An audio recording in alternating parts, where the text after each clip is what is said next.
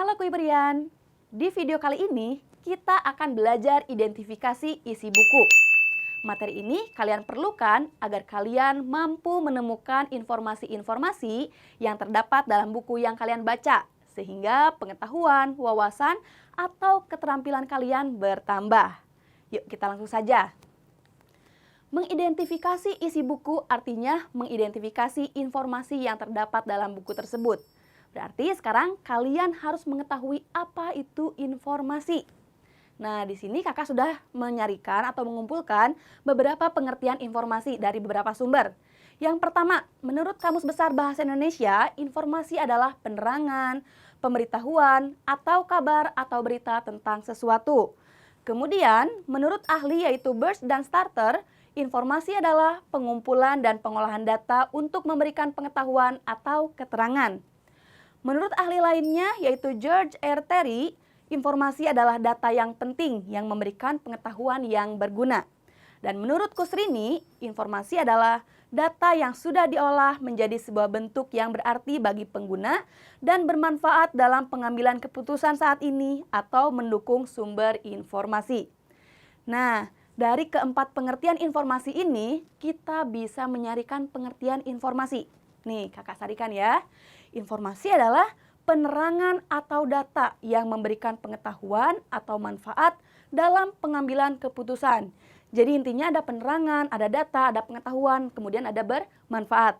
Dari situlah kita bisa merumuskan ciri-ciri informasi. Apa saja cirinya? Nah, cirinya yang pertama adalah akurat.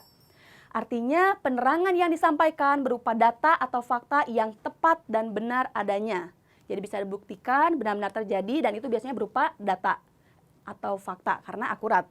Kemudian yang kedua cirinya adalah lengkap. Artinya penerangan yang disampaikan bersifat utuh, tidak menggantung. Jadi informasinya lengkap, tidak menggantung, tidak setengah-setengah. Nah itu lengkap. Kemudian yang ketiga cirinya adalah bermanfaat. Artinya penerangan yang disampaikan dapat dirasakan manfaatnya oleh banyak orang dalam kehidupan. Itulah ketiga ciri informasi. Sekarang kita lihat contohnya. Nah, di sini ada kalimat pertama. Dalam 100 gram cabai segar terkandung 125 mg vitamin C. Di sini ada penerangan yang akurat, sudah pasti. Kita lihat contoh kedua. Biotin memiliki peran dalam metabolisme lemak dan protein. Ini disajikan penerangan yang lengkap. Bagaimana contoh yang tidak lengkap? Contohnya, biotin memiliki peran dalam tubuh. Nah, itu menggantung. Apa perannya? Tidak lengkap ya. Kita lihat contoh yang ketiga. Singkong, kulit pisang, dan tinja hewan peternakan dapat diolah menjadi bahan bakar hayati. Nah, di sini ada penerangan yang dapat bermanfaat bagi kehidupan. Apa manfaatnya? Yaitu bisa mengolah singkong, kulit pisang, dan tinja hewan menjadi bahan bakar hayati. Jadi mengetahui ya pembaca bahwa unsur-unsur atau hal-hal tersebut bisa diolah. Nah, setelah contoh ini, kakak ada super nih untuk kalian. Untuk mengingat ciri informasi. Apa supernya? Nah, ini dia. Supernya adalah lab, yaitu L lengkap, A akurat, dan B bermanfaat. Jadi ingat ya, super untuk ciri informasi adalah lab, lengkap, akurat, bermanfaat. Dari ciri-ciri ini kita bisa merumuskan jenis informasi yang bisa terdapat dalam buku-buku non-fiksi. Jenis yang pertama adalah jenis informasi objektif, yaitu informasi yang terdapat pada buku bersumber pada keadaan yang sebenarnya sehingga bersifat fakta. Jenis informasi ini bisa memenuhi ciri akurat, lengkap, atau bermanfaat. Kemudian jenis yang kedua ada subjektif, yaitu informasi yang terdapat pada buku bersumber pada pemikiran atau pandangan penulis. Jenis informasi ini dapat memenuhi ciri lengkap atau bermanfaat. Sekarang kalian sudah mengetahui nih bagaimana atau apa ciri-ciri informasi yang terdapat dalam buku non-fiksi. Sekarang kalian harus belajar mengidentifikasi buku non-fiksi.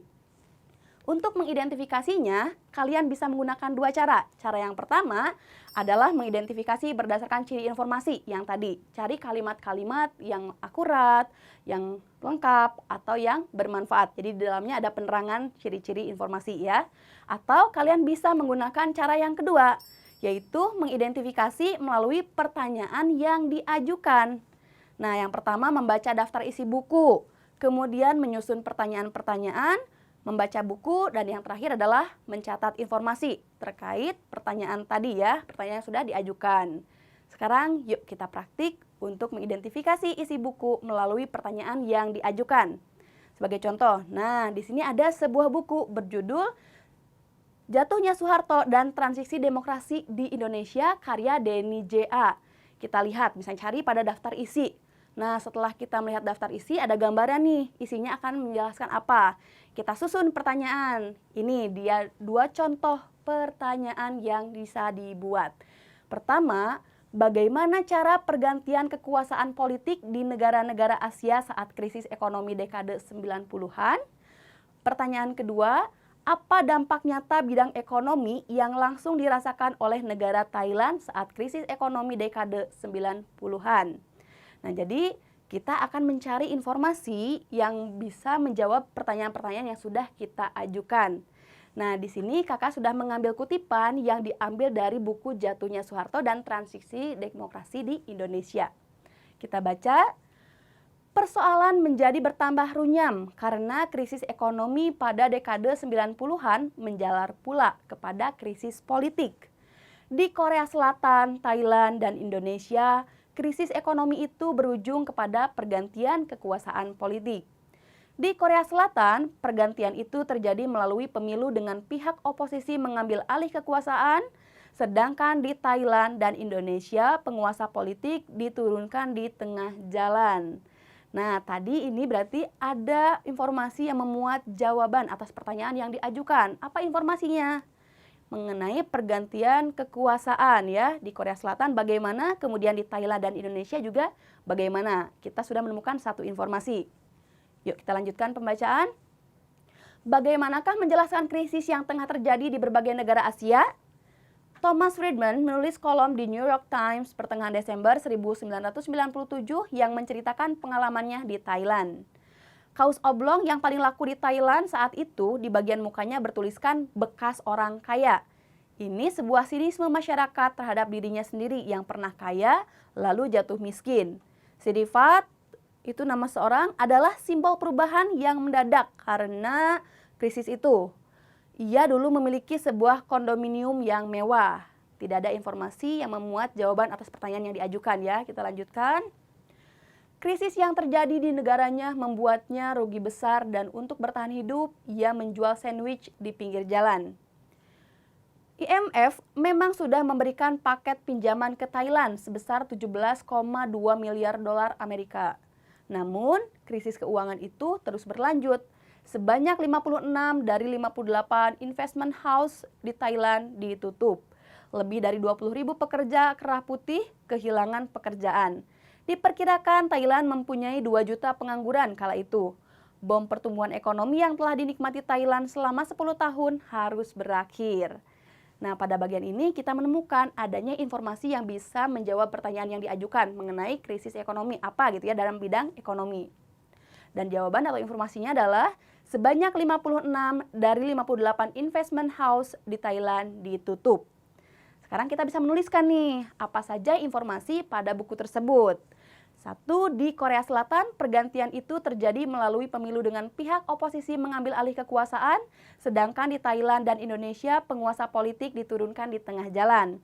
Yang kedua, sebanyak 56 dari 58 investment house di Thailand ditutup. Kuiperian, sekian pembahasan materi di video kali ini. Jadi ingat ya, untuk mengidentifikasi isi buku, kalian bisa menemukan informasi berdasarkan ciri-ciri atau menemukan informasi berdasarkan pertanyaan-pertanyaan yang diajukan. Dan untuk menyusun pertanyaan, kalian bisa memperhatikan judul serta daftar isi pada buku. Sampai berjumpa lagi di video berikutnya. Salam Kuiper.